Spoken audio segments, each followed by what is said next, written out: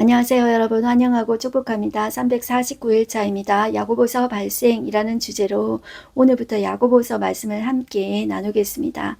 우리가 지난 시간까지 사도행전과 연결되어서 바울이 쓴 바울서신 13권을 살펴보았어요. 바울이 진짜 열심히 했죠. 그런데 바울만 열심히 한 것이 아니라 예수님의 제자 그룹이 있어요. 베드로와 요한 또 열심히 했고요. 예수님의 동생 그룹이 있어요. 야고보와 유다가 있는데요.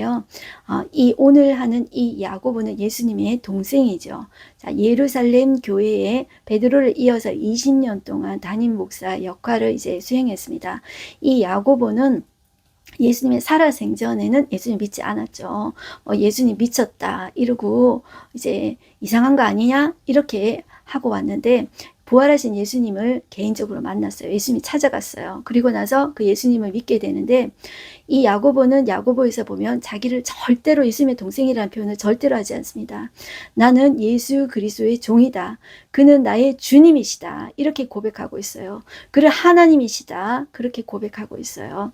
자, 그러면서 열심히 사역하고 그 예수님을 위해서 자기 생명을 정말 아낌없이 드리면서 마지막에는 순교하게 됩니다. 이 야고보는 무엇을 강조하냐면 이미 믿는 사람들에게 너희가 진짜 예수님을 주로 믿느냐? 그러면 너희들의 삶으로 증명해라. 삶으로 보여라. 진짜 예수 믿는 사람은 이렇게 산다. 그것을 강조하고 있습니다. 이 말씀은 오늘날 수많은 사람들이 교회 다니면서도 진짜 예수를 믿는지 안 믿는지 얼마나 많이 혼선을 주고 있습니까? 그죠? 그런 것을 보면서 나도 내 자신을 이제 야고보서의 말씀에 비추어서 살펴보는 시간이 되었으면 좋겠습니다. 우리 기도하겠습니다. 사랑의 하나님 감사합니다. 오늘도 저희가 말씀 앞에 앉았습니다. 하나님 이 마지막 시대를 살면서 이 야고보서의 말씀을 우리가 듣습니다. 너희가 진짜 예수를 주로 고백하느냐? 그를 진짜 하나님으로 고백하느냐? 그가 진짜 이 땅에 오셔서 우리 위해서 죽으신 구세주임을 고백하느냐? 그러면 너희도 그런 삶을 보여라. 너희 안에 예수 그리스도의 성품을 보여라. 하나님 그렇게 야고보는 말합니다. 오늘도 이 말씀 앞에 앉았사오니 주의 성령님께서 우리 눈과 귀를 열어주시고 말씀해 주십시오. 예수님의 이름으로 기도드렸습니다. 아멘. 네. 자, 우리 이제 야고보서 1장을 펴겠는데요. 자, 야고보서부터 시작해서 8권의 공동서신이 있어요. 예수님의 동생 그룹 야고보 그리고 유다가 이제 야고보서 유다서를 썼고요. 예수님의 제자 그룹이 베드로입니다. 베드로 전서 후서 그 다음에 요한 또 요한 1, 2, 3서를 썼죠. 그리고 히브리서는 작자 미상입니다. 이렇게 8권의 공동서신을 이제 썼어요. 그래서 오늘은 그 공동서신 첫 번째로 예수님의 동생 야고보서 말씀을 함께 나누도록 하겠습니다. 그래서 우리는 동생으로 묶어서 야고보서와 유다서를 보고 난 다음에 그 다음에 이제 이렇게 공동서신 순서대로 보고 마지막에 요한계시록 이렇게 해서 365일 성경 읽기를 1년으로 이렇게 마치도록 하겠습니다. 자, 1장 1절 보면 이 야고보는 그런 말을 절대로 하지 않는다 그랬죠. 내가 예수님의 동생이다 절대로 하지 않습니다. 내가 누군 줄 알아? 이렇게 나오는 게 세상입니다. 그런데 야고보는 어떻게 고백하냐면 1장 1절 하나님과 주 예수 그리스도, 자, 예수님을 주님이라고 고백해요. 그 당시 로마 지배 때 주는 황제만이 주라고 할 수 있습니다. 그런데 그 예수님을 주라고 고백하고 그리스도 메시아 구세주라고 고백합니다. 구원자라고 고백하고 나는 그 예수 그리스도의 종이라고 고백합니다. 종 야고보. 여러분들 동생입니다. 형이 어떻게 살았는지 봤잖아요. 근데 그 형이 인간형이라고 생각했는데 그 형을 하나님이 사람 되어오신 분이라고 믿기는 얼마나 어려웠을까요? 근데 부활하신 예수님을 보고 믿게 되고 나는 예수님의 종이다라고 고백합니다. 그리고 야고보는 흩어져 있는 12지파에게 무난하노라. 자, 이 흩어져 있는 12지파는 이미 예수님을 믿는 사람입니다. 그런데 왜 흩어졌냐면 박해 때문에 흩어졌습니다. 자, 박해 때문에 흩어져 있고 그리고 개종한 이 유대인들이 있습니다. 자, 그 사람들에게 이제 편지를 썼다는 것이죠. 자, 그러면서 그 사람들에게 이 박해와 고난 가운데서 어떻게 살아야 될까 했을 때 주제를 보시면 됩니다. 믿음과 지혜를 가지고 살아야 된다 이렇게 이야기해요. 그래서 이 야고보서는 보면은 신약의 잠언이다 그런 이야기가 있습니다. 자, 우리가 고난당할 때 중요한 것이 야고보가 강조하는 것이 믿음과 지혜다 이렇게 이야기해요. 자, 2절 보시면 내 형제들아 너희가 여러 가지 시험을 당하거든 온전히 기쁘게 여기라 이렇게 이야기하고 있어요. 자, 이런 이야기들이 이런 주제들이 야고보가 예루살렘 교회에서 했었을 때 설교의 내용이다. 내용의 주제 중에 하나다. 이렇게 보시면 돼요. 자, 그러면서 너희 믿음의 시련이 인내를 만들어내는 줄을 너희가 알미라. 인내를 온전히 이루라. 자, 이렇게 이야기하죠. 그리고 너희가 지혜를 구하라 이렇게 이야기해요. 5절 보시면 너희 중에 누구든지 지혜가 부족하거든 모든 사람에게 후히 주시고 꾸짖지 아니하시는 하나님께 구하라. 그리하면 주시리라. 오직 믿음으로 구하고 조금도 의심하지 말라 이렇게 이야기하죠.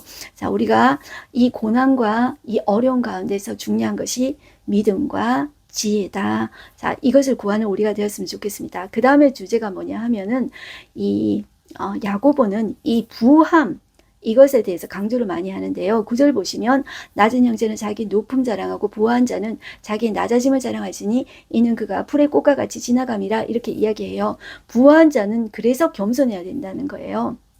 부한 자는 자기의 낮아짐 자랑하고 낮은 형제는 가난하다고 기죽지 말고 당당하게 살아라. 왜냐하면 내 안에 예수 생명이 있기 때문이다. 자, 이렇게 이제 짧게 설교를 했는데 2장에 가서 이 부한 것에 대해서 이제 조금 더 자세하게 이야기하고 있어요. 그 다음에 이제 고통 가운데 시험 가운데 견디어내라. 시련을 버티어라. 자, 이런 이야기를 하는데요. 12절 보시면 시험을 참는 자는 복이 있나니 이는 시련을 견디어낸 자가 주께서 자기를 사랑하는 자들에게 약속하신 생명의 면류관을 얻을 것이기 때문이라 이렇게 이야기하고 있습니다. 그리고 자, 17절 보실게요. 온갖 좋은 은사와 온전한 선물이 다위로부터 빛들의 아버지께로 내려오나니 그는 변함도 없고 회전하는 그림자도 없으시니라 이렇게 이야기하죠. 이 회전하는 그림자라는 것은 천체 움직임에 따라서 이제 그림자가 생기잖아요. 이 천체는 움직이니까 그림자가 생기잖아요. 그런데 하나님은 변하지 않아요. 변화 없이 불변하시기 때문에 그림자가 없으시다는 거예요. 하나님의 변하지 않는 그 속성을 이야기하고 있다. 이렇게 보시면 됩니다. 자, 그리고 19절 보시면 내 사랑하는 형제들아 너희가 알지니 사람마다 듣기는 속히하고 말하기는 더디하며 성내기도 더디하라. 사람의 성내는 것이 하나님의 의를 이루지 못함이라. 자, 이런 것들을 이야기하고요. 이 야고보는 행함을 강조하는데 말하는 거, 듣는 거 이것을 강조를 많이 해요. 22절 보시면 너희는 말씀을 행하는 자가 되고 듣기만 하여 자신을 속이는 자가 되지 말라. 누구든지 말씀을 듣고 행하지 아니하면 그는 거울로 자기 생긴 얼굴을 보는 사람과 같아서 제 자신을 보고 가서 그 모습이 어땠는지를 곧 잊어버리거니와 자유하게 하는 율법. 자, 이 야고보는 이 율법에 대해서 긍정적이에요. 자유롭게 하는 온전한 율법이라고 말하고 있어요. 자, 자유롭게 하는 온전한 율법을 들여다보고 있는 자는 듣고 잊어버리는 자가 아니요 실천하는 자니 이 사람은 그 행하는 일에 복을 받으리라. 이렇게 이야기하고 있죠. 자, 바울이 이방인들에게 말하는 율법하고 지금 야고보가 이미 믿는 사람들에게 말하는 이 율법은 다릅니다, 여러분들. 이 바울이 말하는 율법은 이 사람들이 유대주의자들이 와서 율법으로 할례나 율법을 행해야 구원받는다는 거예요. 야고보가 그것을 건드리는 게 아니에요. 야고보는 이미 믿는 사람들에게 너희가 진짜 믿느냐? 그러면 너희가 하나님의 나라 백성으로서 너희가 자연적으로 하나님의 말씀 이것을 행한다는 거예요. 하나님의 말씀을 행한다. 그런 의미에서 이 율법을 말하고 있다. 그래서 둘이 이제 말하는 용어는 율법이어도 다르다 이렇게 보시면 되겠습니다. 그러면서 26절 누구든지 스스로 경건하다 생각하며 자기 혀를 제갈 물리지 아니하고 자기 마음을 속이면 이 사람의 경건은 헛것이라. 그러니까 삶으로 언어로 드러난다는 것이죠. 그러면서 하나님 아버지 앞에서 정결하고 더러움이 없는 경건은 곧 고아와 갑을 그 환난 중에 돌보고 자기를 지켜 세속에 물들지 아니하는 그것이다. 이렇게 이야기해요. 진짜 믿는다면 예수 믿는 자의 삶이 나온다. 첫 번째 언어 생활. 자, 실천해야 된다. 고아와 가부를 돌본다. 그리고 자기를 지켜 세속에 물들지 아니하는 것이다. 이렇게 말하고 있습니다. 이제 2장으로 오시면 그 부함에 대해서 다시 한 번 더 이야기하고 있는데 차별하지 말라는 거예요. 자, 2장 1절 보시면 내 형제들아 영광의 주, 또 예수님을 향해서 영광의 주라고 고백하고 우리 주 예수 그리스도에 대한 믿음을 너희가 가졌으니 사람을 차별하게 대하지 말라 하면서 예를 들죠. 그러면서 만약에 너희 회당에 금가락지 끼고 이제 화려함을 상징하는 것이죠. 아름다운 옷을 입은 사람이 들어오고 또 남루한 옷을 입은 가난한 사람이 들어왔을 때 아름다운 옷 입은 사람은 좋은 자리에 앉으셔서 하고 가난한 사람에게는 네가 저기 서 있든지 뭐 말든지 내 발등상에 앉아 있으라 이렇게 하면은 그게 차별이라는 것이죠. 이렇게 하지 말라는 것입니다. 자, 9절 보면 너희가 만일 사람을 차별하여 대하면 이것은 죄를 짓는 것이다. 이렇게 이야기합니다. 자, 그리고 그 다음에 행함이 없는 믿음은 죽은 것, 이것을 또 강조합니다. 그러면서 14절 보시면 내 형제들아 만일 사람이 믿음이 있노라 하고 행함이 없으면 무슨 유익이 있으리요? 그 믿음이 능히 자기를 구원하겠느냐? 자, 진짜 믿음이 있느냐? 그러면 행함으로 드러난다는 것을 계속 강조하고 있어요. 이것을 예루살렘 교회에서 이런 주제로 설교를 많이 했다는 거예요. 야고보는. 자, 그래서 15절 보시면 만일 형제나 자매가 헐벗고 일용할 양식이 없는데 너희 중에 누구든지 그에게 이르되 평안히 가라 덥게 하라 배부르게 하라 하며 그 몸에 쓸 것을 주지 아니하며 무슨 유익이 있으리요? 이와 같이 행함이 없는 믿음은 그 자체가 죽은 것이다.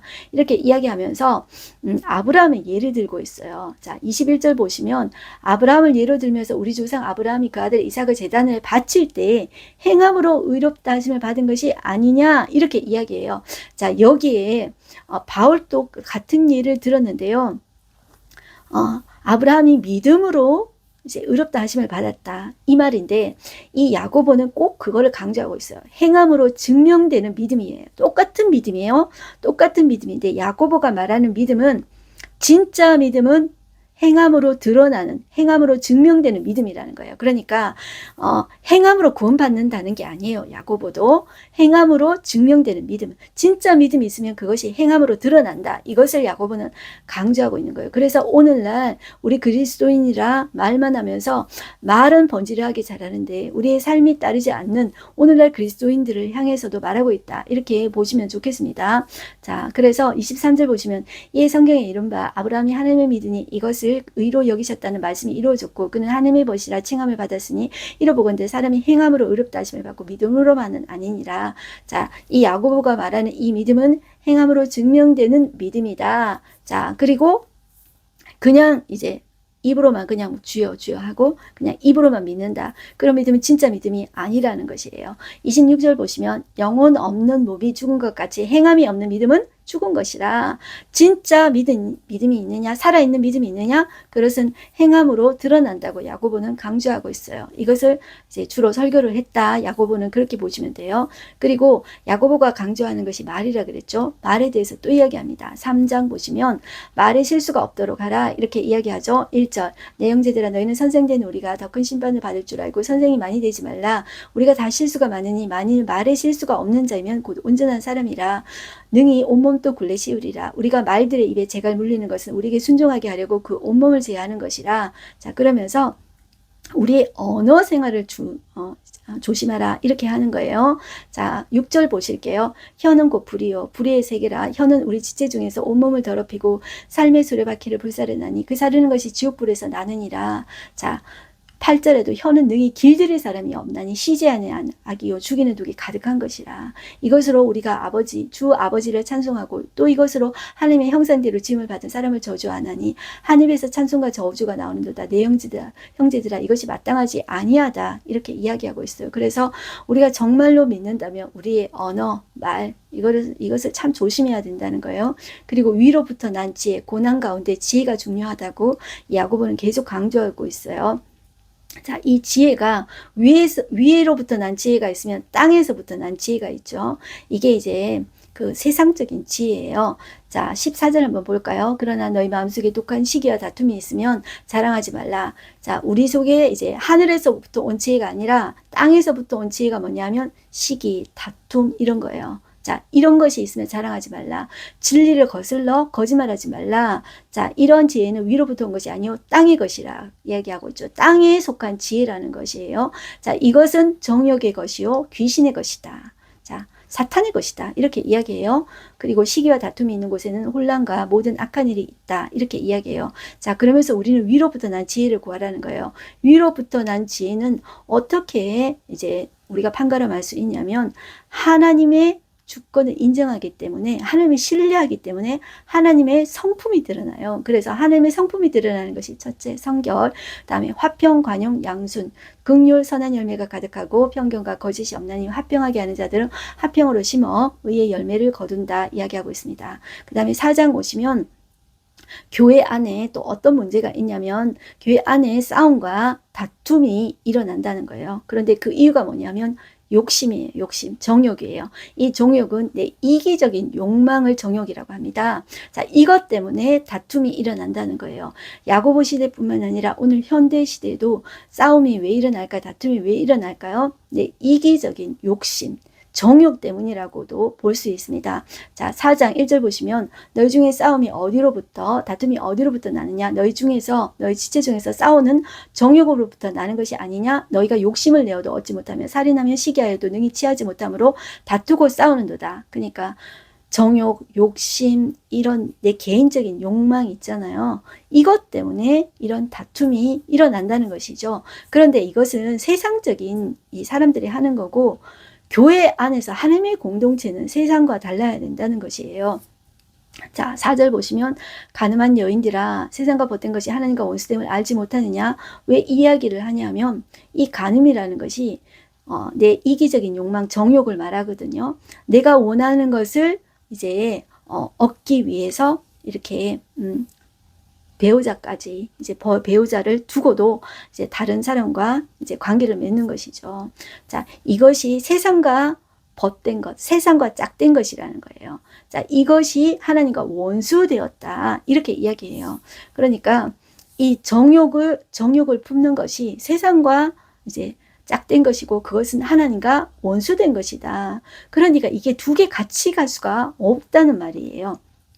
자, 그래서 누구든지 세상과 벗이 되고자 하는 자는 스스로 하나님과 원수되는 것이다. 이렇게 이야기해요. 자, 너희는 우리 속에 거하신 성령의 시기하기까지 사모하신다 하신 말씀은 헛된 줄로 생각하느냐? 그러나 하나님은 더 큰 은혜를 주신다 하시면서 하나님은 교만한 자를 물리치시고 겸손한 자에게 은혜를 주신다. 자, 이렇게 이야기해요. 그래서 우리 중에 시기와 다툼을 해결하기 위해서는 그 하나님의 은혜를 생각하는 거예요. 예수 그리스도를 생각하는 거예요.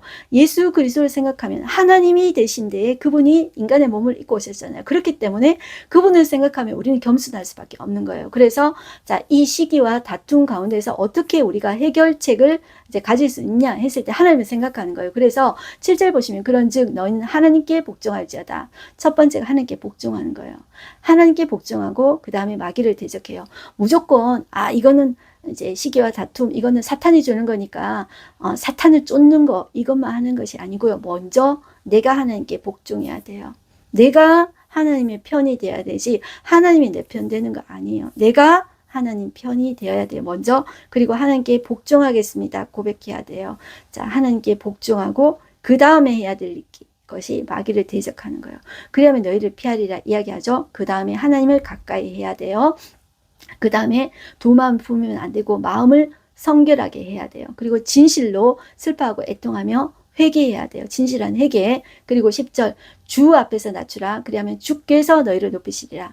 자, 우리가 우리 자신을 높이는 것이 아니라 주 앞에서 낮추면 주께서 우리를 높이신다는 거예요. 그리고 서로 비방하지 말라는 거예요. 실전상 서로 비방하지 말라. 이웃을 비방하지 말라.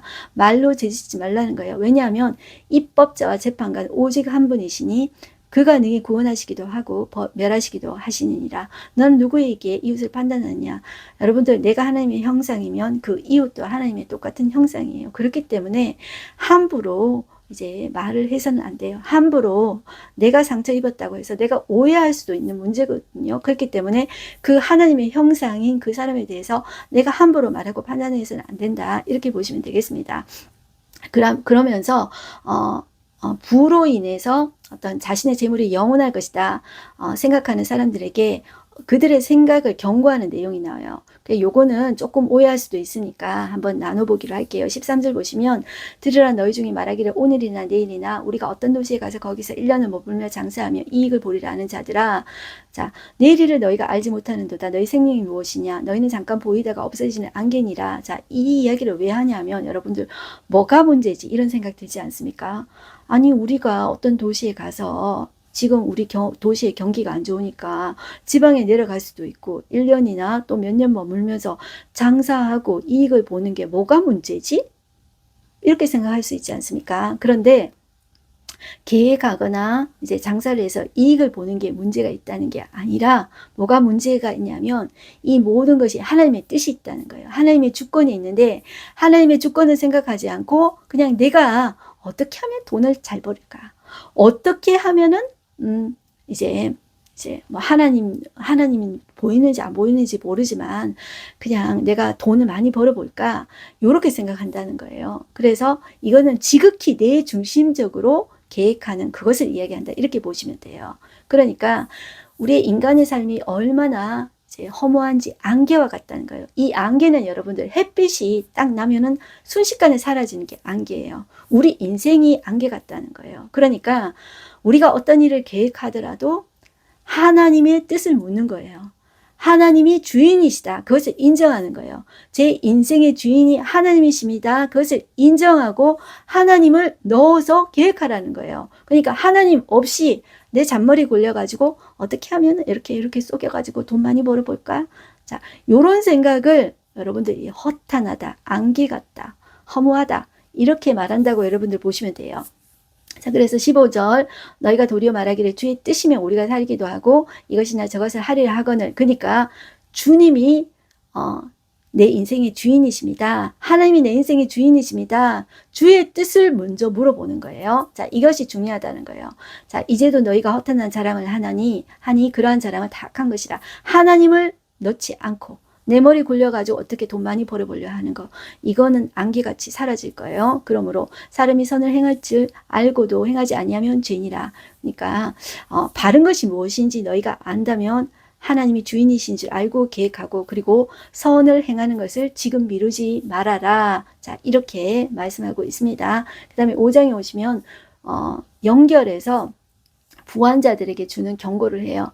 이 야고보는 이 부한자들에 대한 이 이야기를 참 많이 해요. 그러니까 우리의 재물이 언젠가는 이제 썩어져 없어질 것이라는 거예요. 안개와 같다. 그 이야기를 5장에 이어서 이야기하고 있어요. 그래서 5장 1절 보시면 들으라 부한자들아 너희에게 임할 고생으로 말미암아 울고 통곡하라.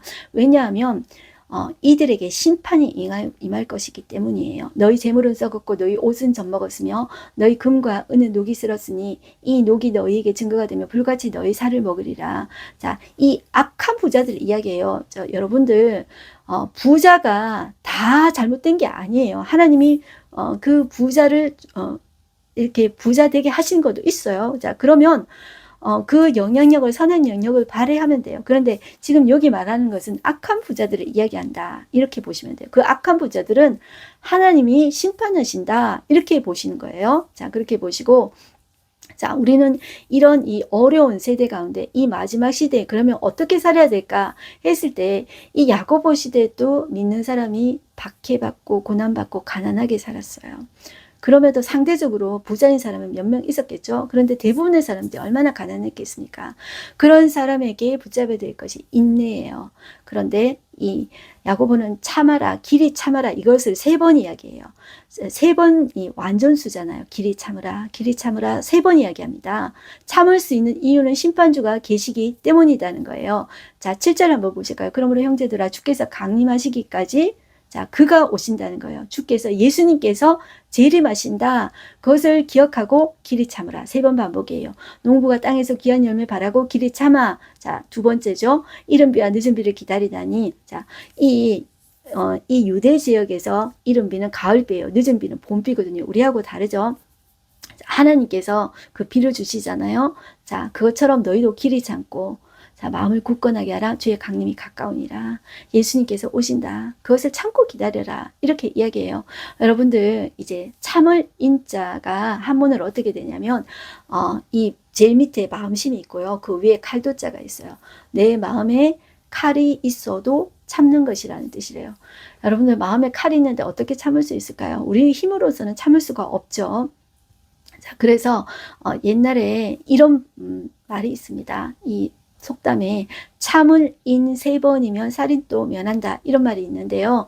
자, 이것을 패러디해 가지고 우리 그 개그맨 중에 한 사람은 이런 말을 했어요. 요즘 세상에는 3번 참으면 호구된다 이런 말을 했어요. 여러분들 어떻게 생각하십니까? 성경에서는 길이 참으라 3번 이야기하시고, 속담에서는 3번 참으면은 살인도 면한다 하는데, 오늘날 그 개그맨이 패러디 하면서 말하듯이 호구되는 게 참는 거 아닙니까?